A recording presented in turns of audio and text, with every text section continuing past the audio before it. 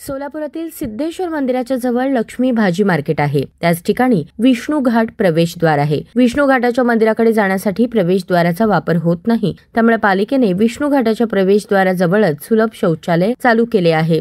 शिवाय नागरिकांसाठी मुतारी देखील आहे। सदर शौचालय व्यवस्थित स्वच्छ केले जात नाही, त्यामुळे परिसरात घाणीचे साम्राज्य पसरले आहे। याशिवाय याच प्रवेशद्वारासमोर लक्ष्मी मार्केट जवळच असल्याने फळ विक्रेते, भाजी विक्रेते यांच्याकडून खराब झालेल्या भाज्यांचा कचरा टाकला जातो, त्यामुळे अधिकच दुर्गंधी पसरते। मोकाट जनावरे येतात, त्यामुळे मंदिराचे आणि तलावाचे पावित्र्य धोक्यात आले आहे। तेव्हा सिद्धेश्वर मंदिराच्या विष्णू घाट, लक्ष्मी भाजी मार्केट येथील शौचालय व कचरा कुंडी त्वरित हटवण्यात यावी, अशी मागणी वीरशैव विजनच्या वतीने महानगरपालिका अतिरिक्त आयुक्त रवी पवार यांना निवेदनाद्वारे करण्यात आली।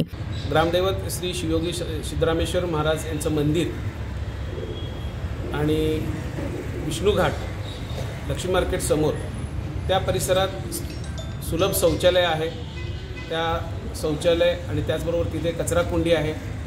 भाजी मार्केटमधले विक्रेते तिथं भाजी सडका माल आणून टाकतात आणि तिथे जनावरे येतात, ते सुद्धा मलमूत्र विसर्जन करतात। त्यामुळे तो परिसर घाणीचं साम्राज्य बनलेलं आहे आणि तिथे दुर्गंधी सुटती आहे।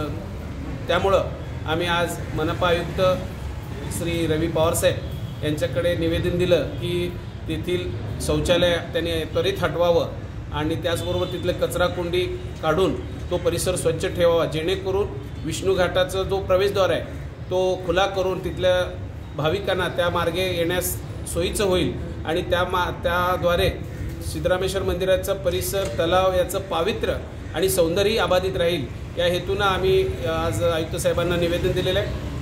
त्यांनी पवार साहेबांनी आम्हाला सांगितलं ज्याप्रमाणे स्वच्छता मोहीम राबवण्यात आली त्याप्रमाणे आगामी काळात आणखीन आम्ही शौचालयांचा स्वच्छता मोहीम राबवणार आहोत आणि त्या माध्यमातून ते शौचालय हटवण्यामागचं काय करता येईल का ते आम्ही पाहू, असं त्यांनी आम्हाला आश्वासन दिले। यावेळी वीरशैव विजनचे संस्थापक अध्यक्ष राजशेखर बुरकुले, श्रीकांत कट्टीमानी, सोमशेखर खुब्बा, राम राजमाने, सह कोषाध्यक्ष विजयकुमार बिराजदार, सहकार्याध्यक्ष राजेश नीला, मनोज पाटील, शिवानंद येरटे, मेघराज स्वामी, अमित कलशेट्टी, सोमनाथ चौधरी, ओंकार सालेगाव, बसवराज चाकई, रमेश वटकर आदी उपस्थित होते।